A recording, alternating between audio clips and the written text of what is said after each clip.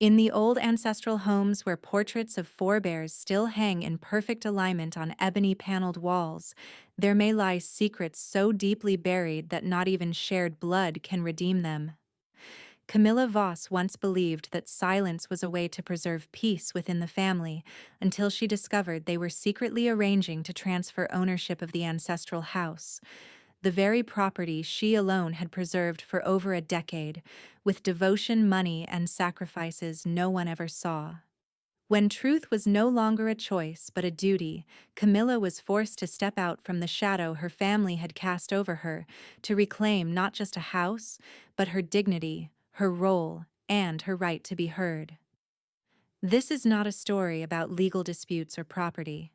It is a wake-up call to anyone who has ever been forgotten in the very place they once called family. Camilla Voss's old sedan crept slowly through the wrought iron gates of Ashbury Estate, gliding over the damp cobblestone path flanked by rows of century-old oaks. The golden hue of the late afternoon sun filtered through the leaves, casting a tapestry of light and shadow across the facade of the three-story gray stone house, its right-hand bell tower once a symbol of pride for 5 generations of the Voss family. She stepped out of the car, holding a bottle of French red wine, her mother's favorite, in one hand, her thick brown coat rustling softly in the breeze. The air still held the familiar scent of old oak wood blended with the orange blossoms that housekeeper Winter always arranged in the entrance hall. Though she had moved to the city of Belridge 8 years ago, Ashbury remained the only place that truly felt like home. But today, something in the atmosphere felt different. "Camilla, you're here." Eleanor Voss called out from the kitchen, her voice a delicate mix of honey and cool mint. Her elegant mother, with her hair in a graceful bun and a dish towel in hand, emerged from the kitchen, looking as if time had barely brushed her. "Gavin and Vivienne are in the study with your father. The beef tenderloin will be done in just a few minutes." Camilla nodded with a faint smile and turned toward the study. Laughter echoed from behind the slightly ajar door. She pushed it gently, and in an instant all eyes in the room turned toward her. On the table lay a thick stack of documents, each page marked with red seals. Her father, Nathaniel Voss, a tall man with silver hair and eyes as sharp as blades, smiled as though he had been waiting for this exact moment. "You've arrived just in time. We've just finished discussing the transfer of ownership of Ashbury to Gavin and Vivienne. We think it's time for the next generation to take over." Gavin arched an eyebrow, a smug half-smile curling on his lips, as if he had just won a fateful game. Vivienne sat beside him. Crimson lips curled, one hand resting on her husband's wrist, her gaze flickering toward Camilla, scanning for a reaction. Camilla froze, a blade slicing through her chest. She hadn't spoken yet, hadn't asked a single question, and yet everything had already been decided. "You're transferring full ownership?" Her voice remained calm, though her fingers clenched the wine bottle.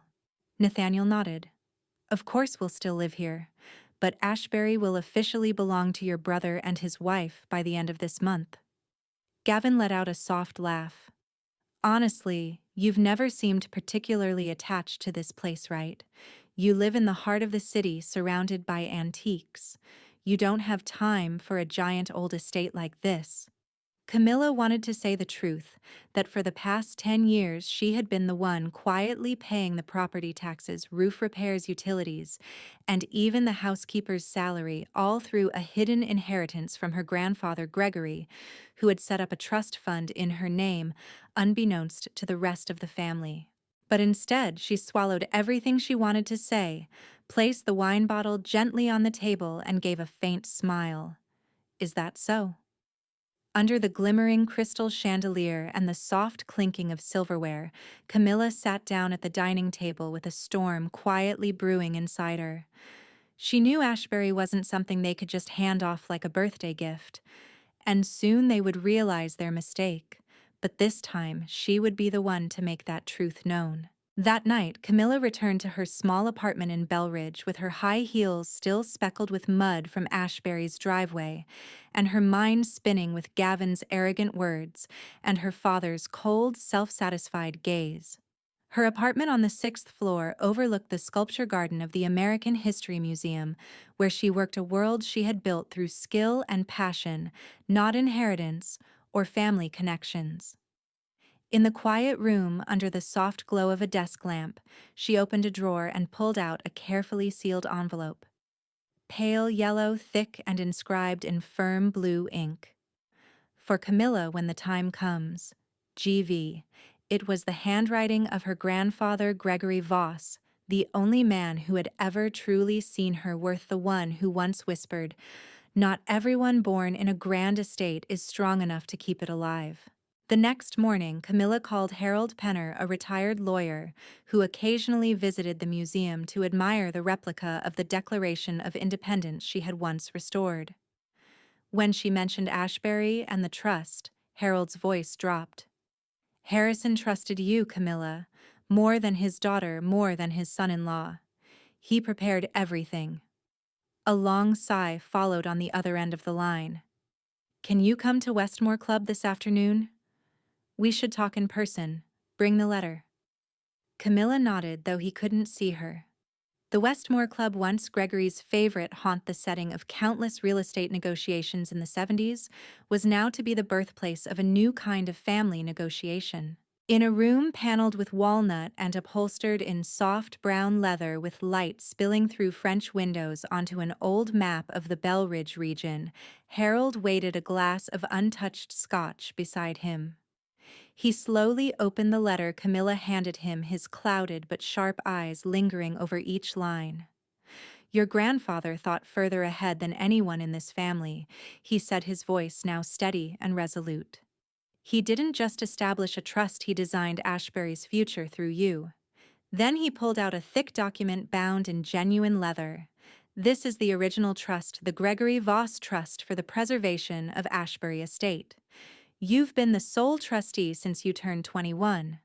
And this," he said, tapping a clause gently with one finger, "gives you full authority over the estate's fate, whether to keep it, pass it on to someone worthy, or designate it a national heritage site." Camilla stared at the text as if it glowed in the slanting afternoon sun, and all of her father's and Gavin's words from the night before dissolved into emptiness. They weren't just wrong. They never had the right to decide. It was she who had lived modestly, spent frugally to cover the roof repairs, upgrade the heating system, and retain the longtime housekeeper who had truly kept Ashbury from falling into the bank's hands. "I want to reveal this properly," Camilla said, her gaze turning to the large window where cherry blossoms were beginning to bud. "Not for revenge, but to protect what he entrusted me with. I owe him that." Harold nodded, his eyes following her as if seeing a part of Gregory come alive again, not in appearance, but in quiet resolve and a spirit that could not be imitated. Camilla sat still in the soft twilight of her apartment, the ticking of the wall clock echoing like the steady breathing of a storm momentarily at rest. In front of her lay the thick file copies of documents related to Gregory's trust, each clause highlighted in bright gold ink by Harold Penner, all irrefutable evidence that Ashbury Estate had never legally belonged to her parents since the day her grandfather passed. Part of her wanted to pick up the phone immediately to confront them, to demand justice. But another part, stronger and more composed, knew that truth, when revealed too hastily, can become an uncontrollable explosion, destroying any chance of rebuilding already fractured relationships. Camilla understood she needed the right moment, a stage, a strike delivered in silence, but powerful enough to shake everything. That weekend, she received a message from her mother. "Darling, the family will have dinner at Ashbury this Sunday. Your father has some important announcements to make. Gavin and Vivian will be there. Please arrive on time." No apology, no mention of the previous meeting where they declared the estate would go to Gavin as though she didn't exist. But Camilla didn't feel anger. That message was the opportunity. She tapped lightly on her screen. "I'll be there." Inside, her resolve had already answered. Sunday arrived under a sky as gray as worn linen. Camilla chose a deep navy dress, classic and elegant in a fabric that resisted creasing, neither ostentatious nor submissive. She parked beside Gavin's gleaming Range Rover, a quiet reminder that every polished surface had a price behind it. Entering the study, she was met with the familiar scene: her father Nathaniel standing by the fireplace, brandy in hand, his gaze as sharp as ever. Gavin lounging comfortably in Gregory's old leather chair, the estate's unofficial seat of power. Vivian calmly skimming through papers on the desk as though she were already mistress of the house. Camilla approached, her eyes gliding over the familiar text. Just as she expected, the transfer documents for Ashbury, complete with signatures and seals, except for one crucial omission: the legal ownership. "Here to offer congratulations," Gavin asked, his voice airy but laced with condescension. "I suppose you finally realized you were never meant for this place." Camilla smiled gently. "No, Gavin. I came to hear more about what you think you're about to have." She sat down, her gaze sweeping across the room like a dancer stepping onto the ballroom floor, waiting for the music to cue. They had no idea that everything they were preparing was merely a performance, and she, in fact, was the one about to rewrite the script. The law office of Oliver Dane was located on the 34th floor of a glass tower in downtown Belridge, where the afternoon sunlight streamed through the windows, casting a sterile professional gleam over every inch of the minimalist interior. Camilla entered carrying a dark leather briefcase, inside which was the meticulously prepared file from Harold Penner, every period and clause checked with precision. She wore a charcoal gray suit, her hair neatly tied back, her face calm to the point that anyone observing her would struggle to guess what was stirring beneath that composed surface. Oliver, barely in his 30s but already trusted by Nathaniel Voss. Her father, for his sharp intellect and pragmatic approach, stood to greet her with institutional politeness. "I was just about to contact you, Ms. Voss," he said. "The Ashbury transfer documents are nearly finalized. Just a few minor formalities remain." Camilla smiled, saying nothing at first, and slowly opened her briefcase, placing on the glass table a file bearing the vivid red seal of the Gregory Voss Trust. "I'm here to discuss those minor formalities," Camilla said softly, laying the file down like a quiet but gleaming sword. Oliver paused, his eyes catching the title before rapidly turning alert. He flipped through the pages, his brow furrowing as he read the clauses on ownership rights, asset maintenance conditions, trustee authority, and, most importantly, the clear designation of Camilla Voss as the sole trustee with full decision-making power over all matters related to Ashbury Estate. I've never seen this in any legal brief related to Ashbury," he murmured, a blend of surprise and unease in his voice. "Exactly," Camilla replied, "because it was kept sealed per my grandfather's wishes. Until someone tried to transfer something they never legally owned." Oliver stopped, lifting his gaze to her for the first time, no longer viewing her as the daughter of an important client, but as an equal party in a legal conflict. "This document is legitimate," he said slowly.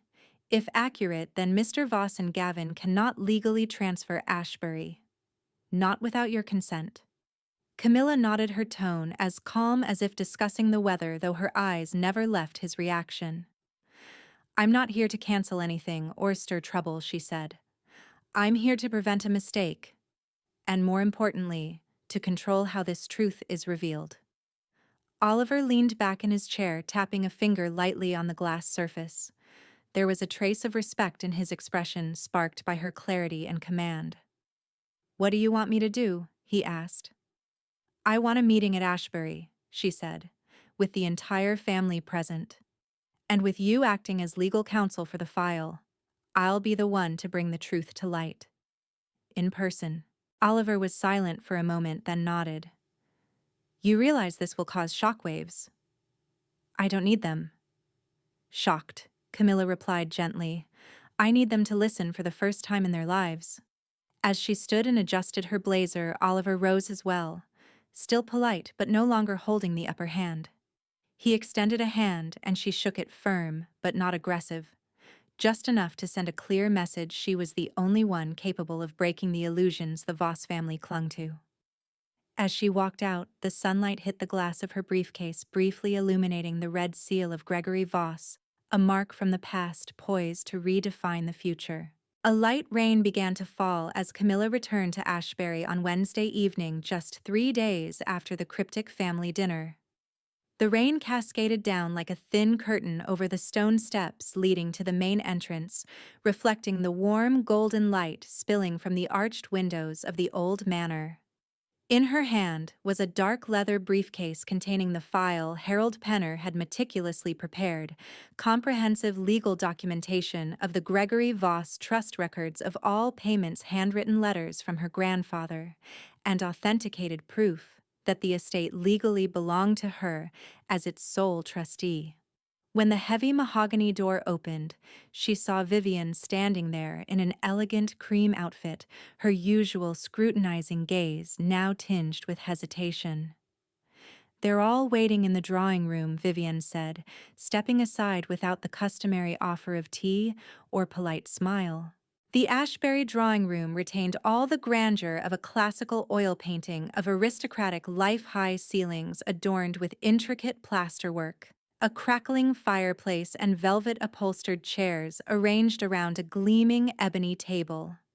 Nathaniel, Gavin, and Eleanor were already seated, but not in comfort. Oliver Dane was also present, standing near the window with a file in hand, his neutral expression barely concealing his awareness of the situation. Camilla entered, nodded a greeting, and did not immediately take a seat. Instead, she placed her briefcase at the center of the table. "I believe this meeting has a clear purpose." She began, her voice steady and loud enough to rise above the gentle rain outside the windows. "And I have a few important matters to address before anyone takes another step toward transferring ownership of Ashbury." All eyes turned to her, partly expectant, partly suspicious. Nathaniel furrowed his brows, his tone sharp. "Camilla, if you're here to rehash your old objections, you should know the documents are nearly finalized." Camilla didn't respond.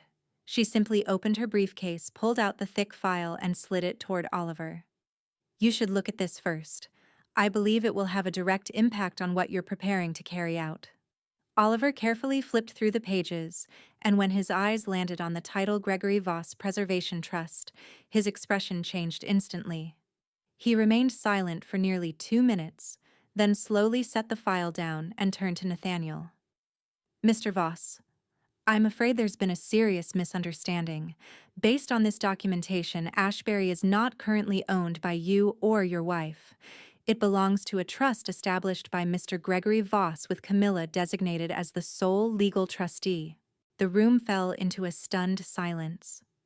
Eleanor clutched her chest as if struggling to breathe. Gavin sprang up from his chair.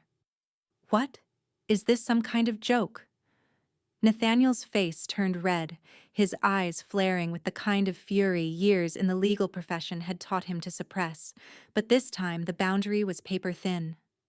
Camilla sat down calmly, poured herself a glass of water, and spoke softly, barely above a whisper. "For the past 10 years, I've used my own funds to keep Ashbury from being seized by the bank.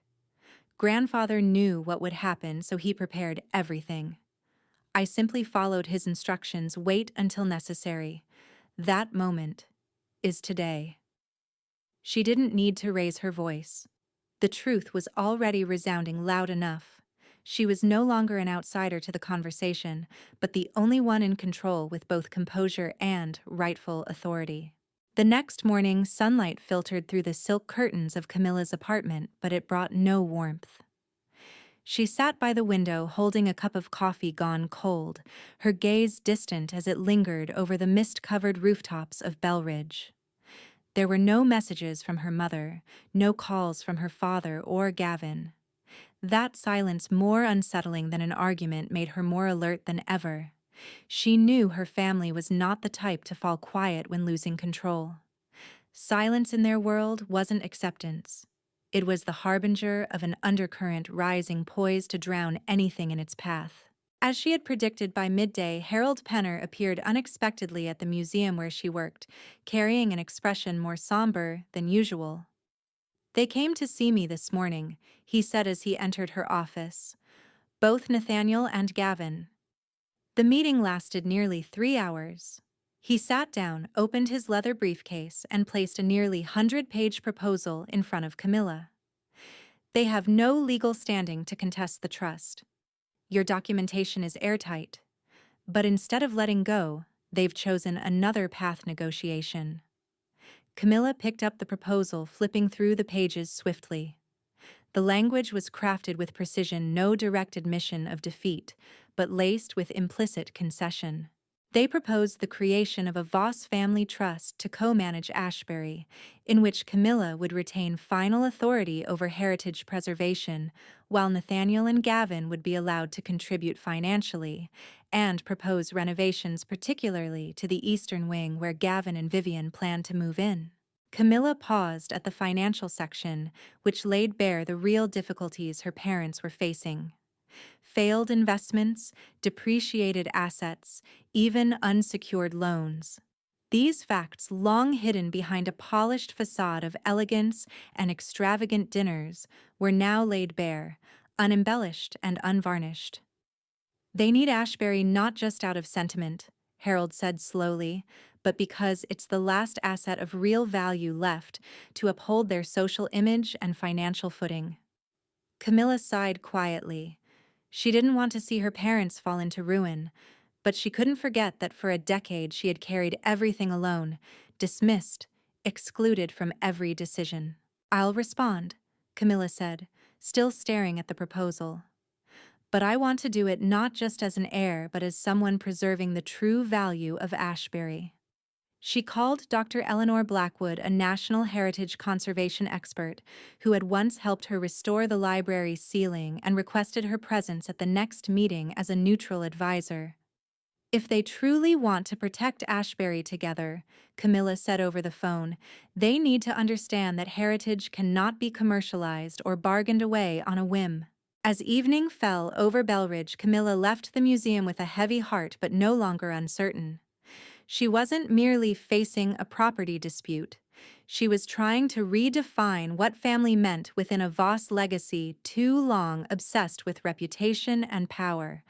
And this time, if there was to be any hope of reconciliation, it would have to be built on truth, not lies wrapped in lavish dinners or legal jargon. That evening, the sky over Belridge took on a hushed ash-blue hue. No rain, but no stars either.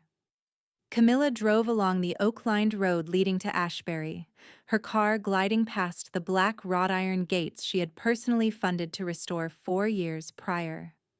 The light from the grand arched windows spilled onto the damp stone steps, casting the estate in a glow that made it feel like a memory from the Victorian era, majestic, proud, yet quietly steeped in sorrow. When she entered the library, everyone was already present. Nathaniel and Eleanor sat on the same side, Gavin and Vivian close together, and Harold Penner stood by the fireplace looking perpetually prepared to mediate a ceasefire. Beside him was Dr. Eleanor Blackwood, clad in a silver-gray shearling coat, her round glasses framing an alert, non-judgmental gaze. Camilla sat opposite the four of them and placed a freshly printed dossier on the polished ebony table in the center of the room. "I've reviewed the proposal the family submitted," she began, her voice soft but resolute. "And this is the official response from the Gregory Voss Trust." She began outlining her points, acknowledging the necessity of a shared framework, not to divide authority, but to rebuild the trust that had been lost. Agreeing to establish the Voss Family Trust under the condition that it operates on a principle of preservation, first renovation second, with all changes requiring approval from a conservation advisor and a trust representative. And finally, she proposed that the nearly $600,000 she had personally invested in Ashbury be formally recorded in the agreement as an essential contribution to the estate's rescue. For the first time since entering the room, Gavin didn't scoff or push back. He simply stared down at his hands. Vivienne remained silent as well. Nathaniel intertwined his fingers and leaned back slightly, as if re-evaluating a chessboard whose pieces had suddenly rearranged themselves. It was Eleanor who broke the silence. "You've done what no one else in this family dared to do, kept Ashbury alive quietly and unwaveringly. I I owe you an apology." The words were as soft as breath, but cut through the heavy air like a blade. Nathaniel didn't meet Camilla's eyes, but he gave a small nod, almost imperceptible. Dr. Blackwood spoke up at just the right moment, guiding the group back to pragmatism. If they didn't act quickly and with a plan, Ashbury's historical value would continue to erode. And this time, there would be no trust left to save it. As the temporary agreement was signed by all parties, Camilla felt as though she had just laid the first stone in a bridge once thought impossible to build. Not everything had been mended, but something had been established. The truth, finally, was the foundation no longer buried under any of Ashbury's antique rugs. When the final signature was added to the document, the room seemed to exhale a quiet sigh, not because everything was resolved, but because for the first time the truth had earned its rightful place among people who once chose to avoid it. Ashbury still stood steady amid all the change, not just an architectural legacy, but now a symbol of one woman's courage to reclaim what was hers, not through anger, but through intellect and strength. The Voss family might still argue, still negotiate, but they would never again deny Camilla's role, the woman who had kept the flame of heritage alive through years of solitude and disregard. If this story has made you think of things left unsaid in your own family, leave a comment below. And don't forget to subscribe for more emotionally rich, thought-provoking stories of conflict resistance and unexpected twists in families that seem perfect on the surface.